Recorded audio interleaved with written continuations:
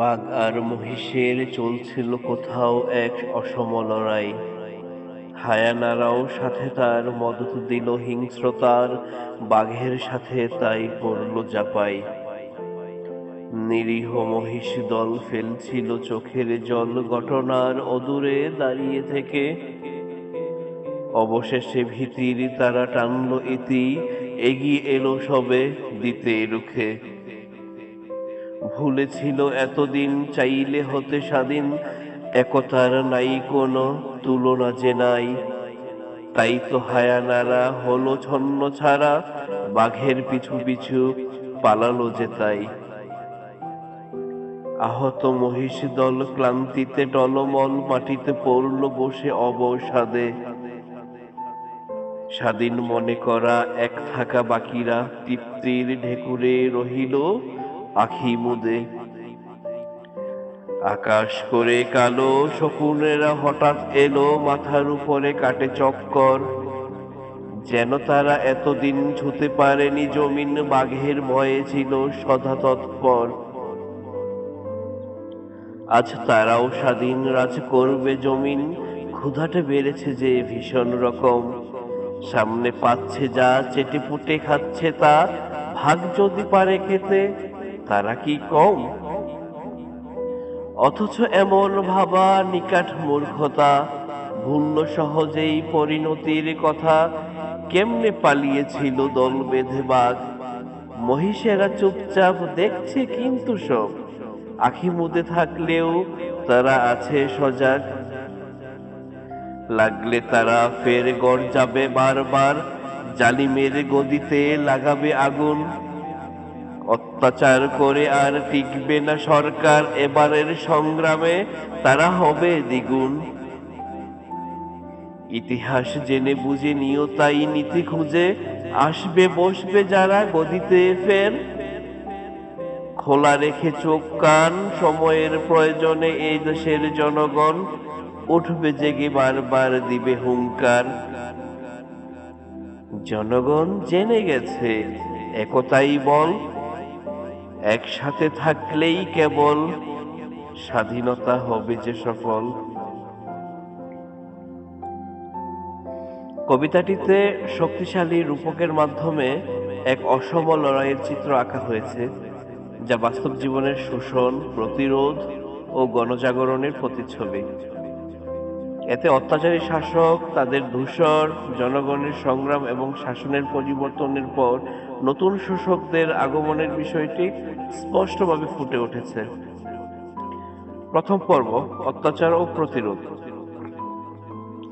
কবি এখানে ভাগকে প্রতীকী হিসেবে ব্যবহার করেছেন অত্যাচারী শাসকের জন্য, যে দুর্বলদের শোষণ করে। তার পাশে রয়েছে হায়ানারা, যারা সুযোগ সন্ধানী এবং শাসকের হয়ে নিরীহদের উপর হিংস্রতা চালায়। অন্যদিকে মহিষ দল হলো সাধারণ জনগণ, যারা প্রথমে শোষণের শিকার হলেও একতাবদ্ধ হওয়ার মাধ্যমে নিজেদের রক্ষা করতে শিখে গেছে। একসময় তারা বুঝতে পারে শক্তি নয়, ঐক্যই প্রকৃত শক্তি। যখন তারা একজোট হয়, তখনই অত্যাচারী শক্তি, ভাগ ও হায়ানারা পরাস্ত হয়ে পালিয়ে যায়। দ্বিতীয় পর্ব, বিজয়ের পর আত্মতৃপ্তি। মহিষরা শত্রুকে পরাস্ত করে শান্তি ফিরে পায়, কিন্তু ক্লান্তিতে অবসন্ন হয়ে পড়ে। কিছু মহিষ বিজয়ের আত্মতৃপ্তিতে চোখ মুদে নেয়, ভুলে যায় যে বিপদের আশঙ্কা পুরোপুরি শেষ হয়নি। এখানে কবি ইঙ্গিত দিয়েছেন, অন্যায়ের বিরুদ্ধে লড়াই শুধু একেবারের জন্য নয়, বরং তা একটি চলমান সংগ্রাম। তৃতীয় পর্ব, নতুন শোষকের আবির্ভাব। ঠিক এই সময়ে নতুন শোষকদের আগমন ঘটে। কবি শকুনদের রূপক ব্যবহার করেছেন নতুন সুবিধাভোগী শ্রেণীর প্রতীক হিসেবে, যারা আগে বাঘের অর্থাৎ পুরনো শাসকের ভয়ে নিচু হয়ে থাকলেও এখন খোলাখুলিভাবে শোষণ করে। নতুন শাসক গোষ্ঠীও পুরানোদের মতোই ভুল করে, নিপীড়ন চালায় এবং নিজেদের ক্ষমতায় চিরস্থায়ী ভাবতে থাকে। চূড়ান্ত পর্ব, পুনরায় জনগণের জাগরণ। কিন্তু মহিষরা অর্থাৎ জনগণ এবার বোঝে যে শুধু একজন শাসকের পতনই যথেষ্ট নয়, বরং শোষণের গোড়াটি উপড়ে ফেলতে হবে। কবি এখানে স্পষ্ট করেছেন, জনগণ যদি ভুলে যায় যে শাসকরা বদলায় কিন্তু শোষণের ধরন একই থাকে, তাহলে তারা বারবার প্রতারিত হবে।